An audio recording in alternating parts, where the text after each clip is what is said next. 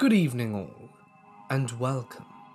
For those of you who have never been on my pop base before, now might be the time to check it out. We have loads of fun content here, all made by me. We have pops, which are a bit like tweets, where you can interact with me.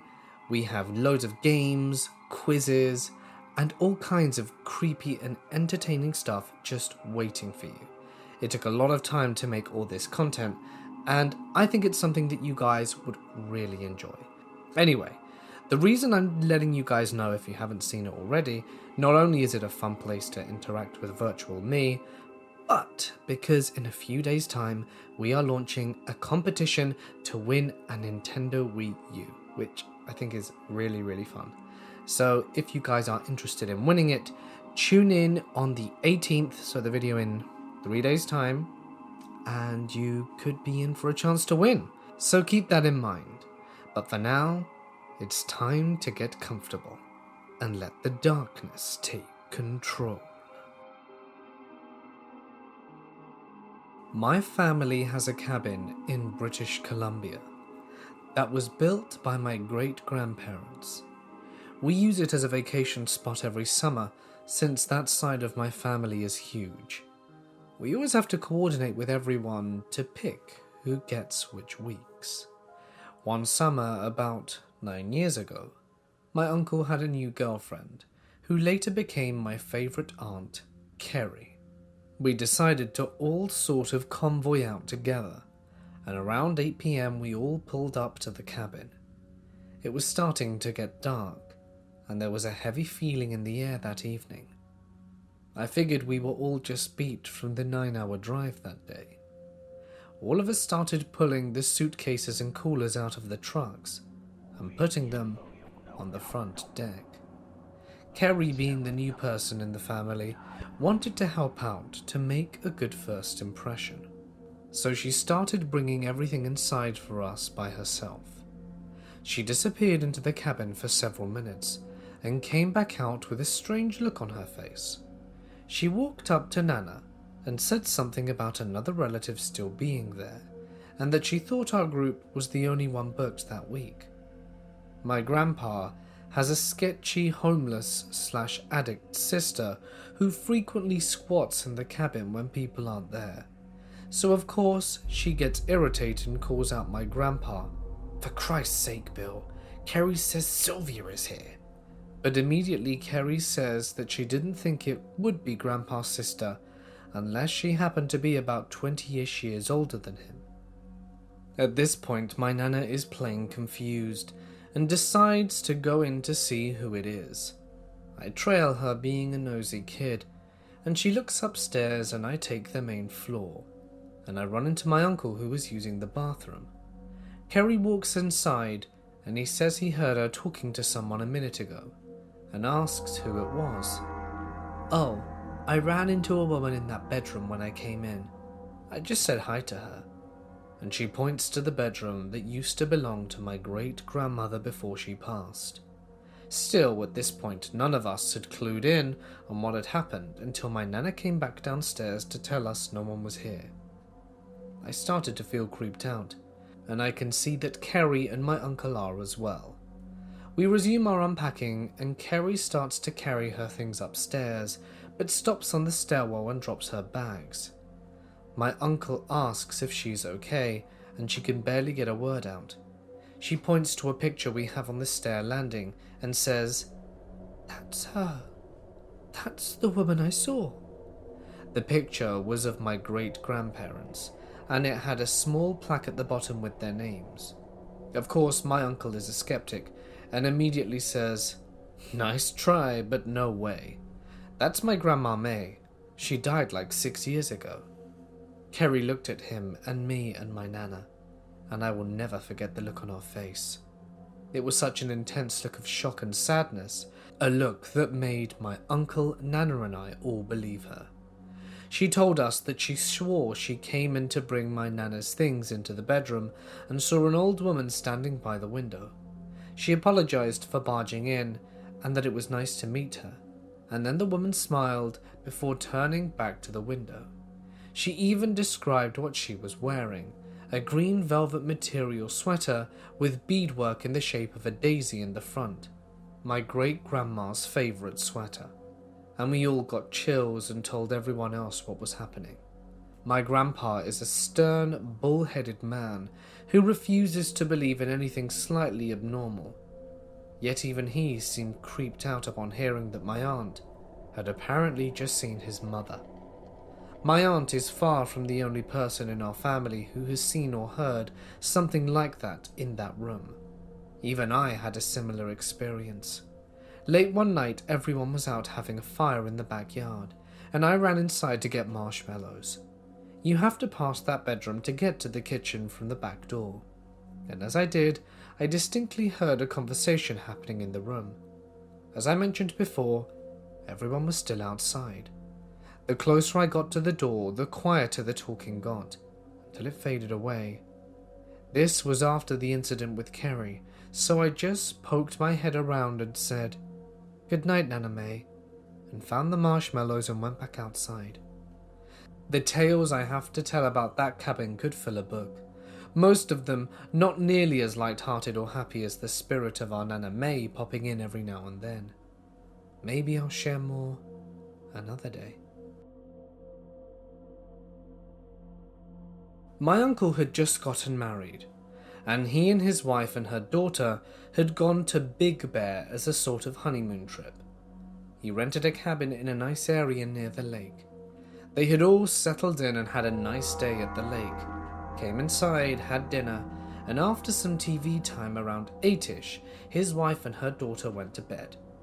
It was a small one-bedroom cabin, so the layout was like one small hallway that led out to the back of the cabin, where the entrance to the bedroom was across, and a ways up was the bathroom. So the bathroom and the bedroom don't look into one another. You would cross the bathroom entrance before reaching the bedroom if you were going down the hall from the living room/kitchen area. The living room and kitchen were one big room at the front of the cabin. My uncle had stayed up to watch TV, and an hour or so passes by and he has to pee. So he goes into the bathroom and doesn't bother closing the door because no one was up there anyway, and proceeds to do his business. As he's doing so, he sees his wife pass by the doorway on her way towards the living room/kitchen area. He finishes up, heads into the hallway to catch up with her, and sees her at the end of the hallway.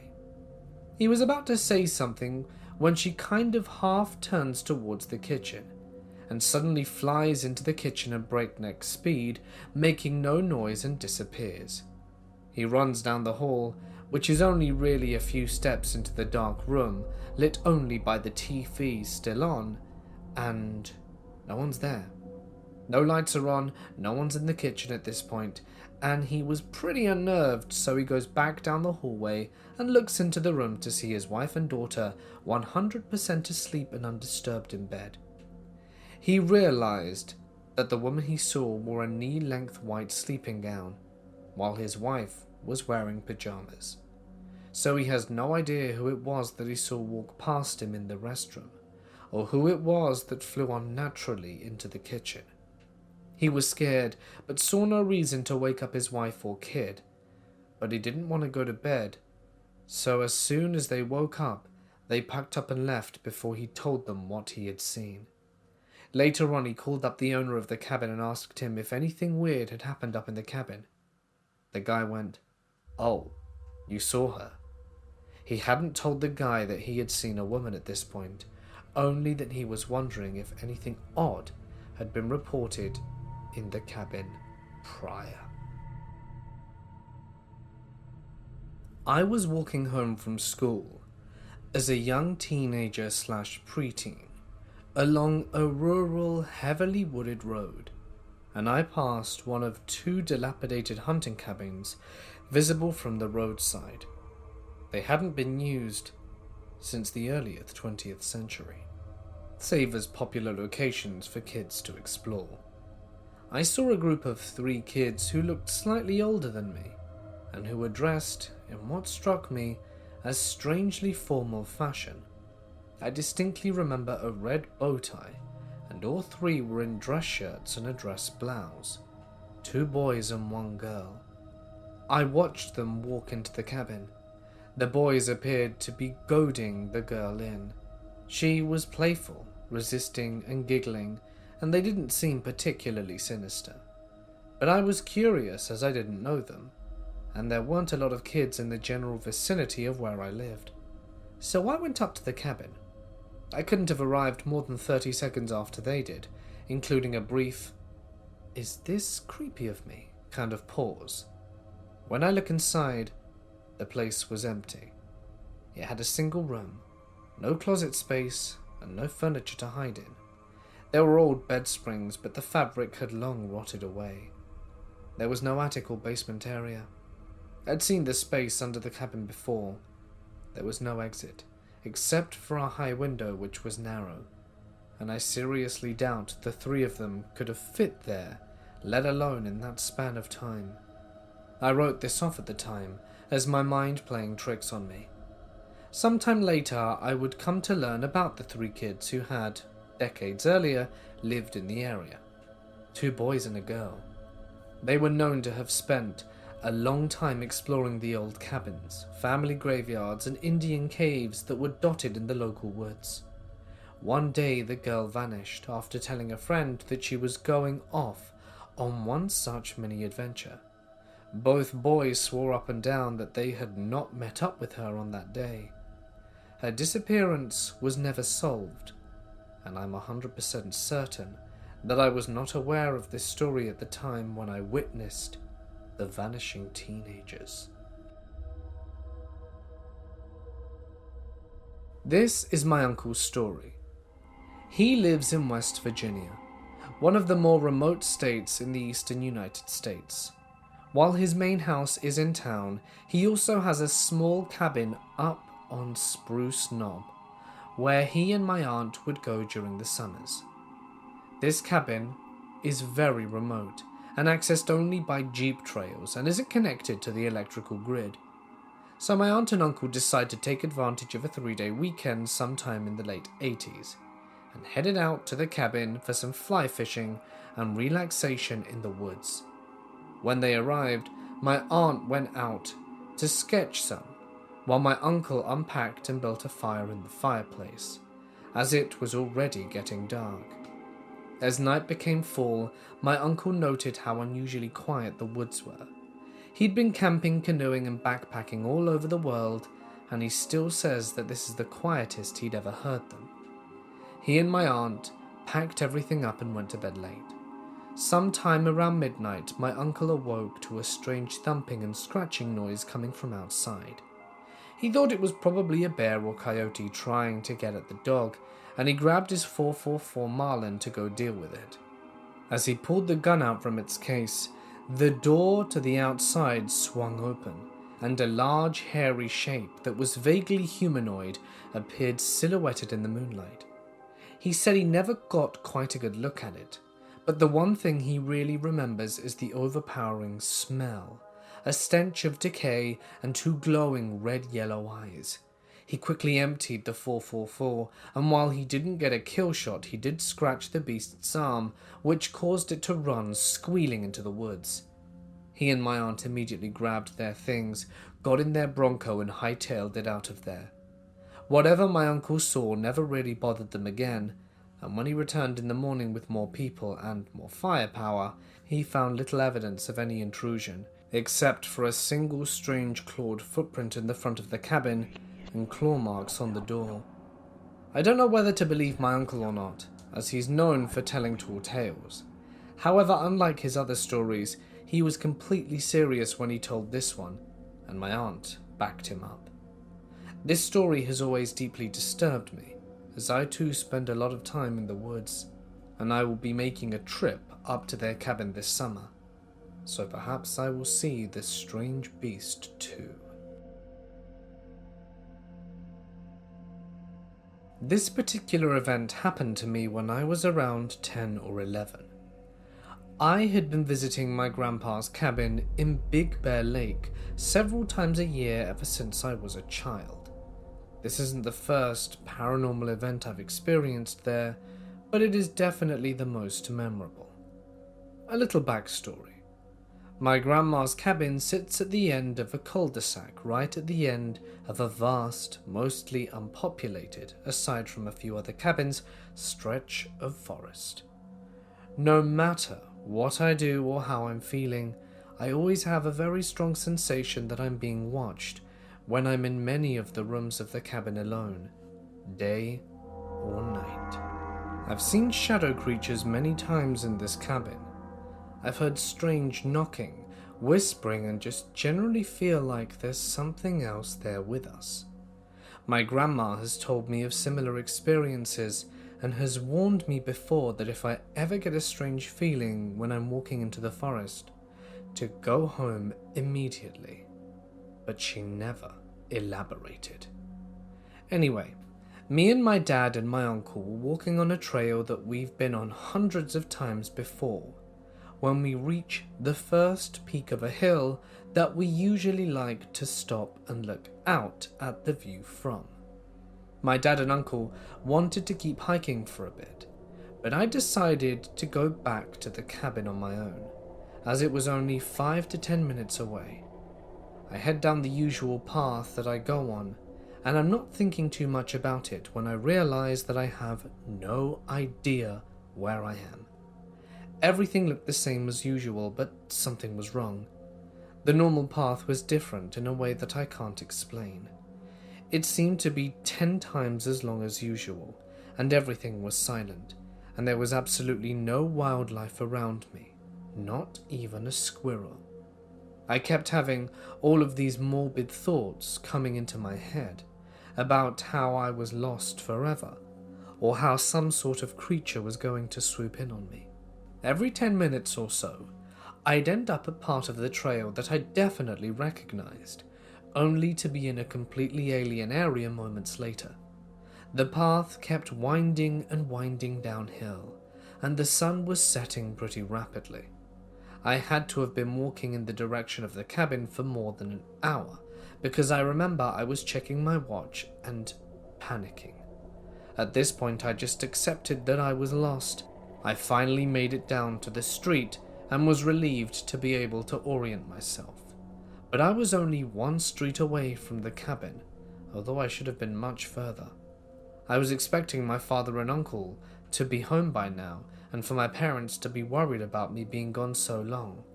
But instead, my mother asked me why I came back so soon. I asked how long they'd been out there for, and my mother said that we'd only walked about 15 minutes longer from where I'd left them. I don't know if I'm reading into this too much, and if I was just a kid with different perceptions, but something felt very off about the whole ordeal.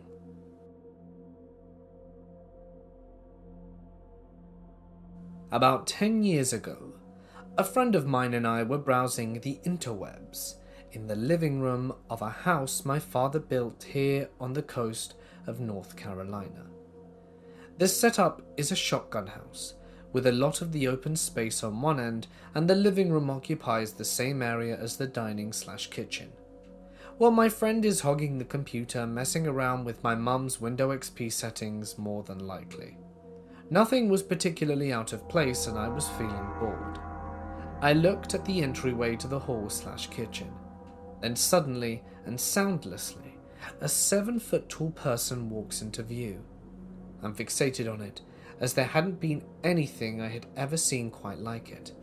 There was a sense of masculinity to its shape, but overall its features were blurred by a shadowy kind of semi-static. I hadn't heard anyone come in, and it was dark anyway, so I thought maybe my eyes weren't focused and that this was someone who had broken in. It turned its face to me. I shifted in my chair and could do little else before it did the strangest thing. I felt like it focused on me in that moment and did this kind of single or half jumping jack with all its limbs spread out. My visual perception of it inverted, and the area it occupied became 100% see-through, and I could see my kitchen through it. But everything else became an opaque, staticky rainbow of colors emitting from its form. I felt a surge of adrenaline through my system, and all my hairs stood on end as the image faded from my vision. I was immobilized, with my attempting to comprehend what had happened in less than 10 seconds. I was stuck with my first rationalization. Intruder. I ran into the kitchen and grabbed a long, thick blade, running through the house, checking every closet, corner, and behind every door while my puzzled friend watched. I asked if he had seen anything, recanting my brief experience. He gave me a funny look, and we went back to the computer after I finished my sweep. I was on edge, but nothing else happened. I have long since looked up information on what it could have been, and about the history of our property. As far as I can tell, most of our place had been used as trash burning spots for a cabin that had long since been torn down and other houses built over it. The best I can figure, if it wasn't just my imagination, it's likely something like a shadow person. But then again, I don't know. What do you guys think? So I figured I'd share my experience living in a 200-year-old cabin. All these things happened over the span of the 3 years that I lived there, in the beginning of 2012. A childhood friend of mine from years back asked me if I would be her roommate. I needed out of my parents' house, and she needed a roommate, so it seemed like a good situation. Now, for the house. Nestled in a suburban area was this cabin. The cabin dates back to sometime in the 1700s. The road the cabin is off of bears the same name as the original family of the house. They owned a large portion of the land that is now one of the largest cities in the US. Search American colonial cabin, and you'll see a swath of images that look like it. We originally think it used to be slave quarters, as this is tobacco country, and then we later found out it was a stable house. The stable house theory checks out, as our dog dug up a horseshoe once. I still have that horseshoe. Anyway, the night we moved in, I knew the place was eerie. No doors to the upstairs, which was my room, and no doors to the downstairs bedroom. Her bedroom was an addition that someone added in the 80s. The previous owners also added a much-needed kitchen and bathroom, as the original layout did not have either. Now that you've got a decent imagery of what I was working with, I'll start with why I'm sharing this. So, when moving in, I immediately felt a feeling of being watched. The house always felt dark, cold and moist, much like a cellar. It started with scratching. Every night I would be in bed, and I would wake up to this scratching directly underneath my bed by my head. At first I thought it was mice, but when I listened to it long enough I realized that the scratching was just a long draw, like a foot-long pull, then repeated. I just recovered my head, muffled my ears and closed my eyes. I was a 23-year-old man, by the way, and I felt like I was cowering, but I was not able to tussle with wood-scratching spirits. Alright, so one night I heard something. Normally, I would have been asleep at this time, but I was up late and heard it. It started on the ceiling on the far side of my room. Then it went down the wall, then scratched its way to directly underneath me. After a while, the scratching went across the room, back to the wall, and then was gone. Here's why it's not mice. My walls were solid wood, as the inside log were the same as the outside. The floor had no space between the ceiling below and the floor above. Like I said, it was an old cabin. I got scared and began sleeping downstairs. My roommate, now wife, asked what was up, and I told her. She said the same stuff was going on when she was home alone. This was in the first week. Here's the creepy part. So when we moved in, I had to unscrew all the screws that the previous renters had to put into the windows. I had to unscrew one of the exterior doors that he had screwed shut, and we had to clean out the weird rabbit food from the oven. We had to write "Doesn't live here" on hundreds of mail order catalogues the previous renter received. We always joke that the guy was a shut-in Satanist, but I don't think that we were far off. We both started sleeping downstairs in the living room and felt comfortable in numbers. The eerie feeling was easier to deal with if someone was with you. Until one night, I had a dream that a dark force was approaching me. It was in third person, as if I were watching myself sleep. The entity started looming over my head, and all the while I felt a pressure building in my head and a high-pitched ringing in my ears. It got so intense that I sprung up from my sleep and looked around the room. About a second later, the TV shut off. Just cut off. We'd been having problems with the TV randomly turning on and off, but this time was too far coincidental to be brushed off like everything else. Also, I knew I went to bed with the TV turned off. I cut it off. So why was it on in the first place? We started sleeping in her room after that night. She told me nothing really happened in her room. Maybe because it was an addition. I don't know. Well, our ghosts played matchmaker, and now we're trying for a kid. Married for 5 years. Once I was upstairs reading, and I was falling asleep, and my windows started opening and shutting. I was already at my wit's end with the spirit, so the next day I set up the same situation. Same thing. Funny. Never does it when I'm not there. I ended up yelling to leave us alone, and that I was tired of it. And holy smokes, it kind of worked. For a while anyway. Then when I was home alone, the clock started going off as soon as my wife would leave. The drawers would open and there'd be banging on the front door. Then, over time, it just stopped. Slowed down, ultimately to nothing. I guess as I matured there, it stopped messing with me. Today my in-laws live there. They were the landlords, and the home is cute, homely, and warm. I spend time there alone and no longer feel any malice. It's a weird experience, and I would do it all over again if I had to. Our third roommate wasn't your typical "I'll get him at night" kind of entity. It didn't matter what time of day it was or who you were. When my windows were open and shutting the first day, it was night, but the second time it happened, it was in the middle of the day. The first ever experience we had was pounding on the door at night, but later, when my alarm clock was going off, it was 9 a.m. on a Saturday. You know, the average time you set your alarm and then pack it into a box in the attic kind of time. If me and my friends were hanging out in the kitchen for a beer, the entity would show itself. Drawers containing silverware and knives would randomly start opening, and trash can top would start rocking at 2 p.m. in the afternoon. I'm not sure why the entity just went away, but it did.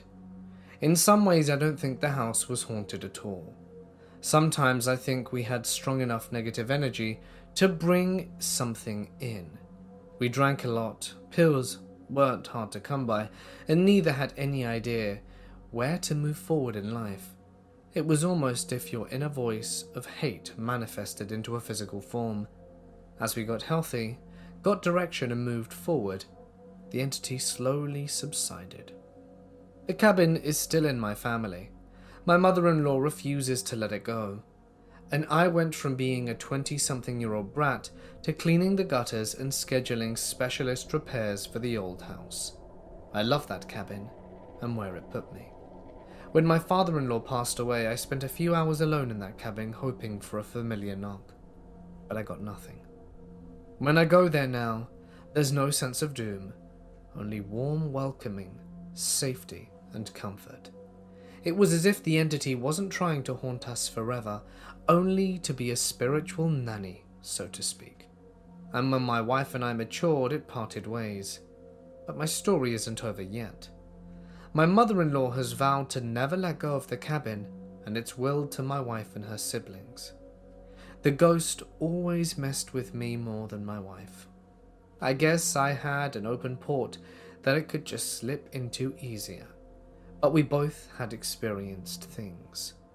I've always been more attuned to the paranormal than her. My mother swears she's seen a ghost. You know, the physical embodiment of a person type. My mother's side has always been sensitive. It's not like we ever spoke about it much over the years, but stories did come up. Mostly good stories. I guess I come from a batch of sensitive folk. Don't get me started on the glass breaking. I haven't figured out that one, and I have a couple more unrelated cabin stories too, but maybe those will be for another day. This was back in 2014, but I still remember it like it were yesterday. My grandparents had this cabin that was way up in the mountains. After my grandpa died, my grandma pretty much lived up there since she liked it. I had just finished my second year of college, and my parents and I decided to visit since it had been a while. Now, this was the first time I had stayed there overnight, since we would usually stay at their regular house when we visited. I remember my uncle claimed he saw a ghost when he stayed up there, but I didn't think anything of it because he usually exaggerates and makes things up. I was the only one still awake at around 2 in the morning, and I heard what sounded like someone walking around outside. There is gravel all around the cabin, so you could hear footsteps. I initially thought it was an animal, but I decided to look out the window to be safe. I was afraid a person might be out there, because she did have some shady neighbors. I'm looking and saw no one despite hearing something out there. I turned the outside lights on to see better, and again, saw nothing. The footsteps sounded like they stopped right outside the front door.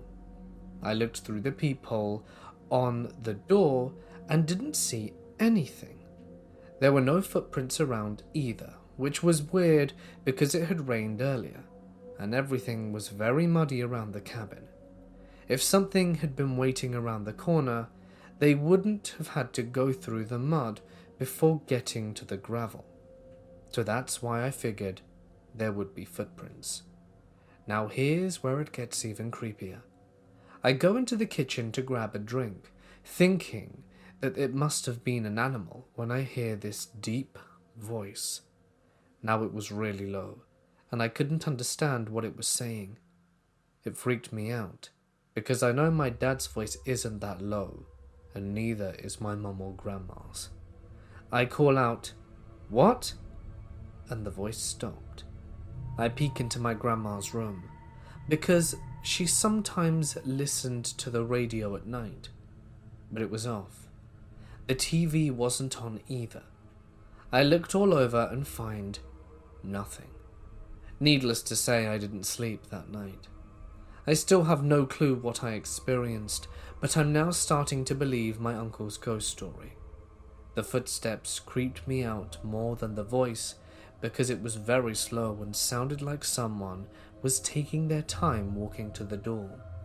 I also felt like I was being watched too. I didn't like staying there after that night. I sometimes wonder if the ghost of my great-grandfather who built the cabin still resides there. He had a deep voice from what I can remember. The whole experience was very odd, and it still gives me chills whenever I think about it. I have a cabin in the north woods of Minnesota, located about 15 miles inland from Grand Marais, so basically Canada, and about as old of a forest that you can be in. I've been going to this cabin for 22 years. We built it from the ground up with our hands. The front half of our property is without a doubt my family's. However, we have a back lot that is about 10 acres and backs up to the Superior National Forest. I have not done a lot of exploring back there. We mostly use it to preserve the land and to pile trees that fall into the road. I decided to check it out with my wife and dog. I don't know if this next bit is relating to what happened, but it is the first time I have really explored our back lot, and really the only thing that stands out. We started on the road, right at the top of my driveway, and I get our bearing. We walk without incident for about 2 hours. Considering we were bushwalking with a machete, it was pretty grueling work, as anyone who has trailblazed can tell you.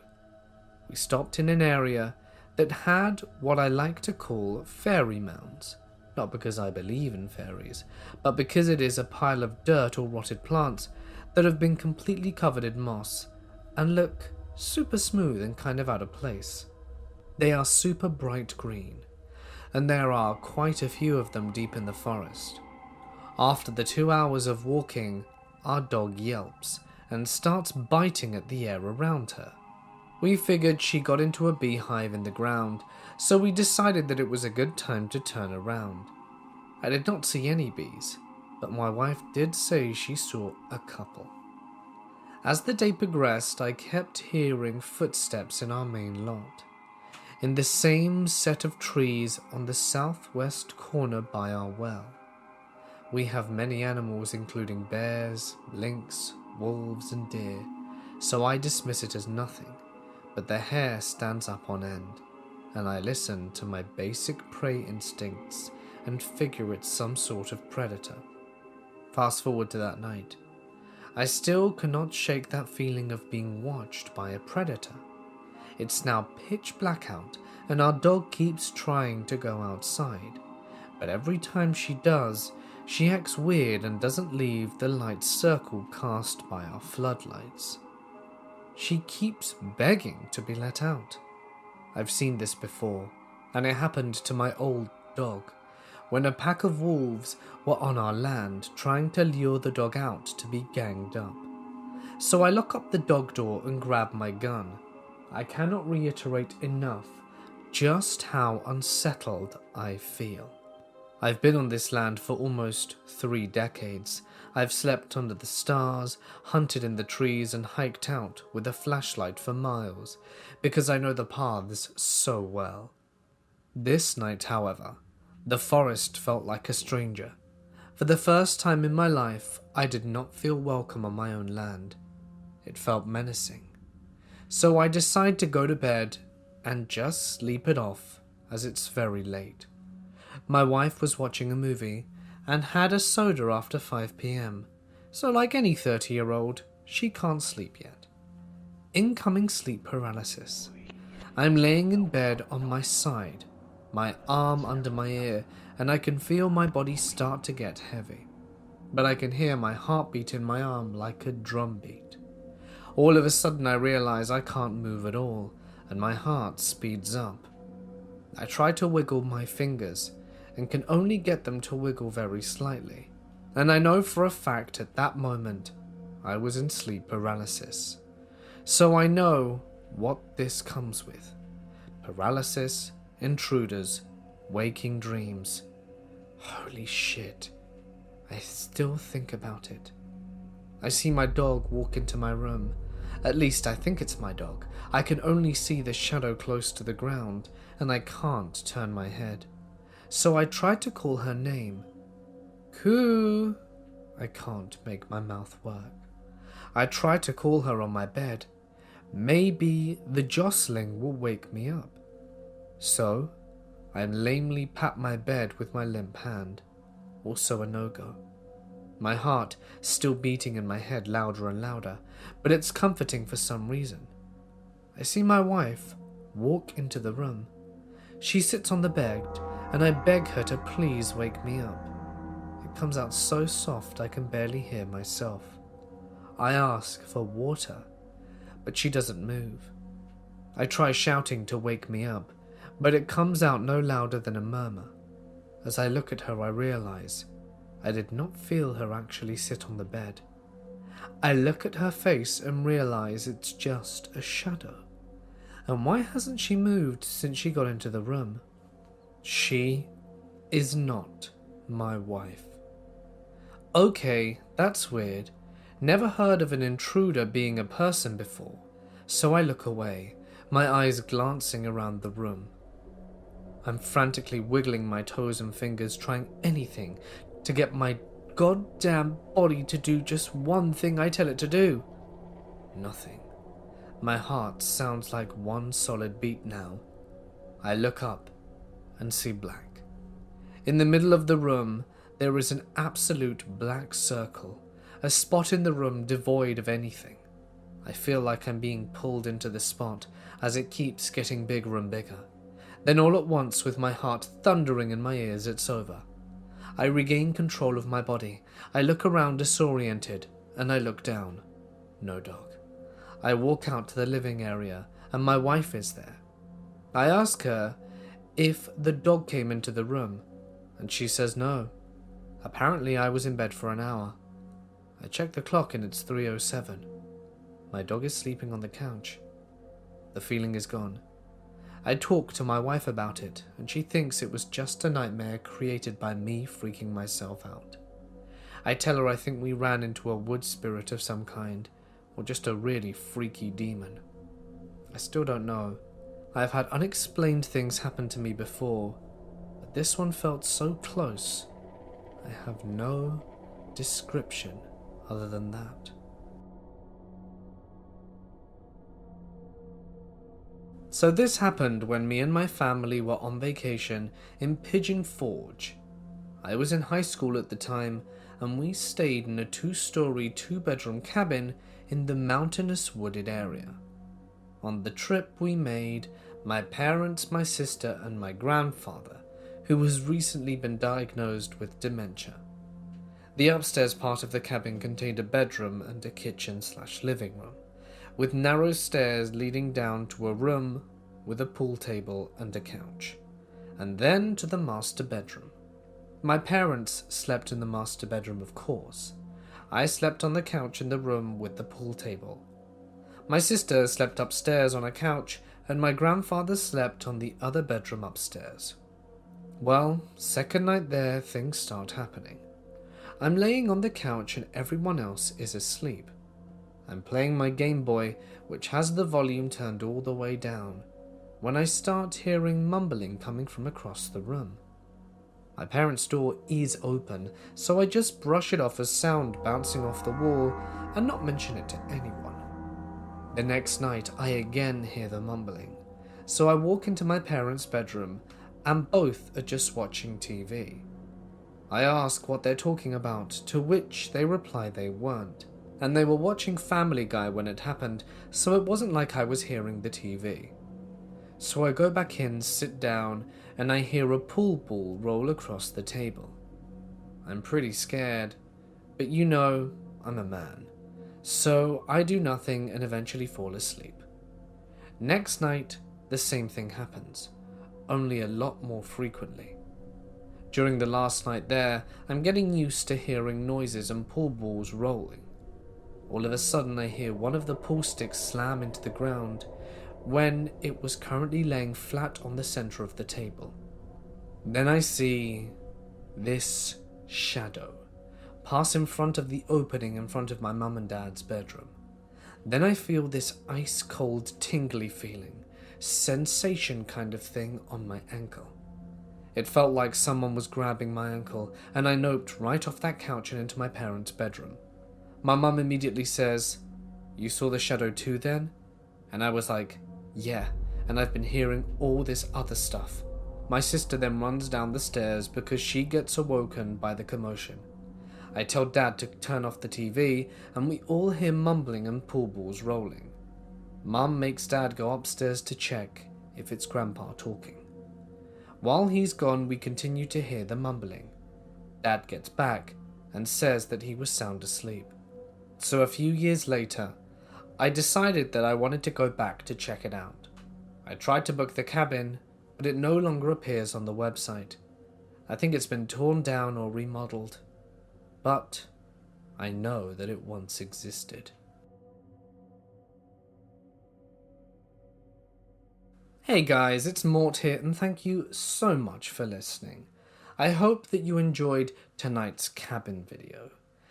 As always, a huge thank you to my amazing patrons. Your help and support is absolutely invaluable.